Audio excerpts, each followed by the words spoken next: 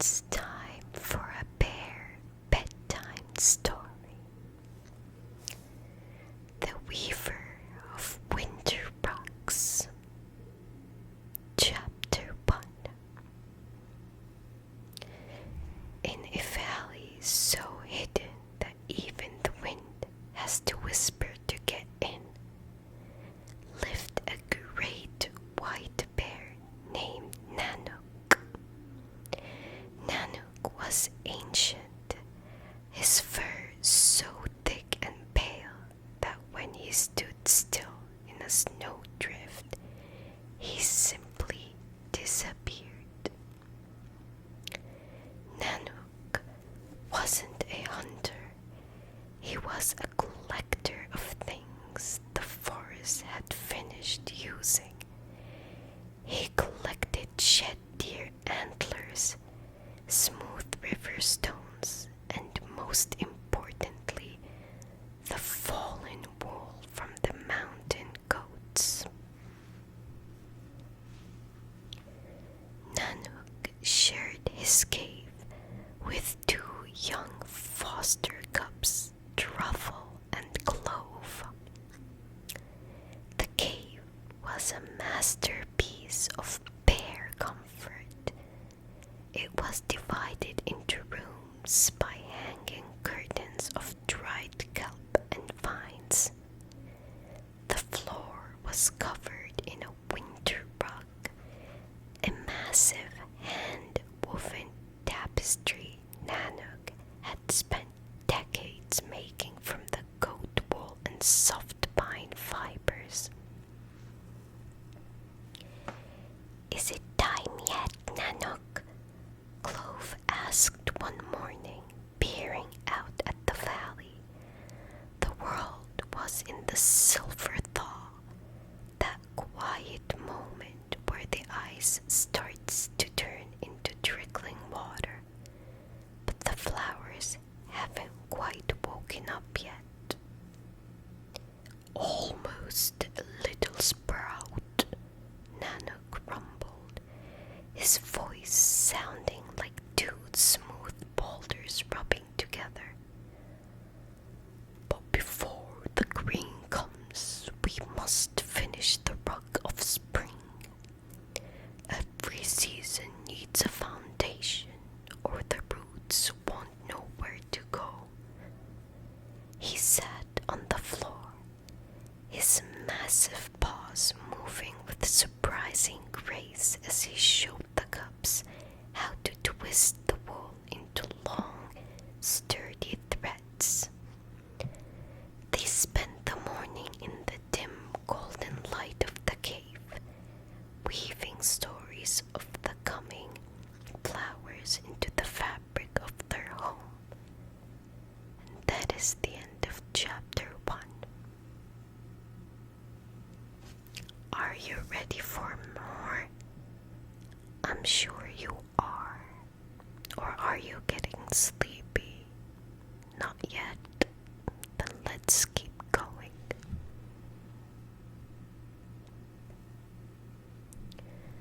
Chapter 2. As the silver thaw turned into a lush emerald summer, the family set out on their annual great trek. This wasn't a fast journey, it was a bear saunter, which meant they stopped to smell every single patch of wild thyme and investigate every hollow log. They reached the high plateau during the blueberry moon.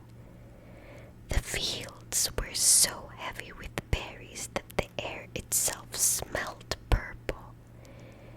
Nanook taught the cubs the art of the gentle harvest. "We never take the whole bush," Nanook explained, sitting back on his haunches.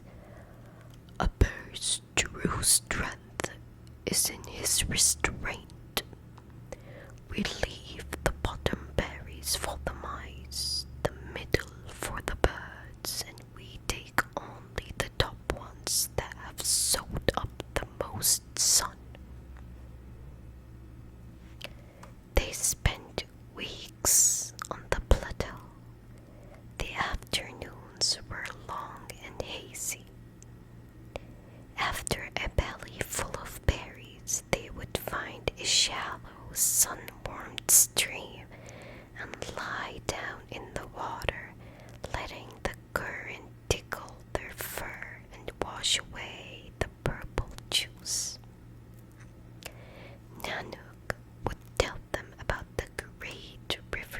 the sky, the Milky Way, claiming it was actually a stream of spilled goat's milk.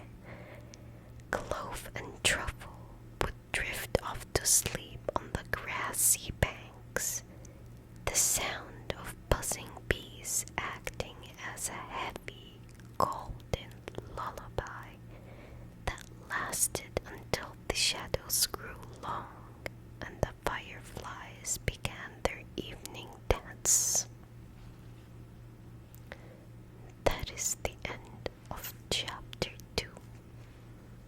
I see you're getting very sleepy, bestie. This is wonderful. One more chapter, and then you can close your eyes for me, okay? Come on.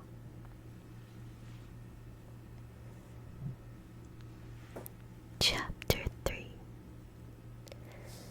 When the leaves turned the color of a fox's tail and the air began to bite with the promise of frost, it was time to return to the cave for the long nap.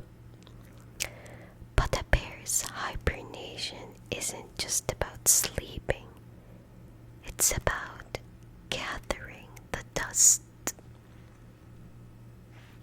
Nanook led the cubs to the secret sand cove at the edge of the frozen lake.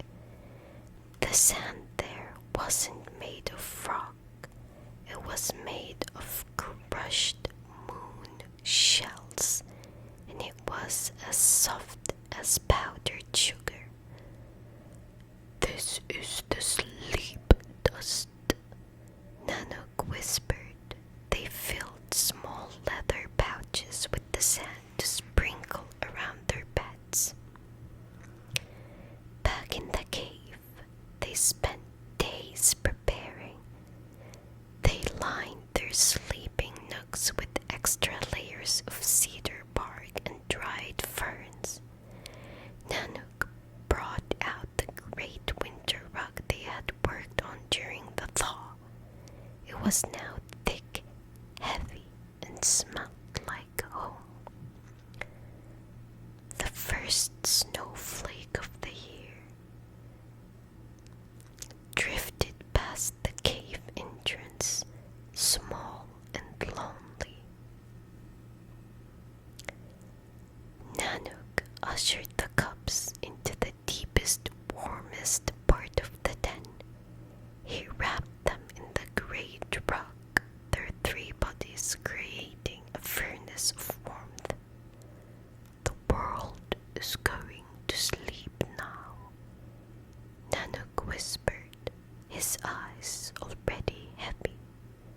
"The trees will dream of leaves, the rivers will dream of rain, and we will dream of each other." Truffle let out a long, contented sigh, his head resting on Nanook's flank. Clove tucked her nose under her tail. The cave was silent, save for the slow, rhythmic whoosh of three bears breathing in unison. Outside, the snow began to fall in earnest, tucking the mountain in for the night. But inside, under the weaver's rug, it was forever warm, forever safe, and perfectly still. The end. Well, I can see that you are very sleepy right now, bestie. Good night and sweet dreams. I love you so much, and I will always be here to read you some bedtime stories. Good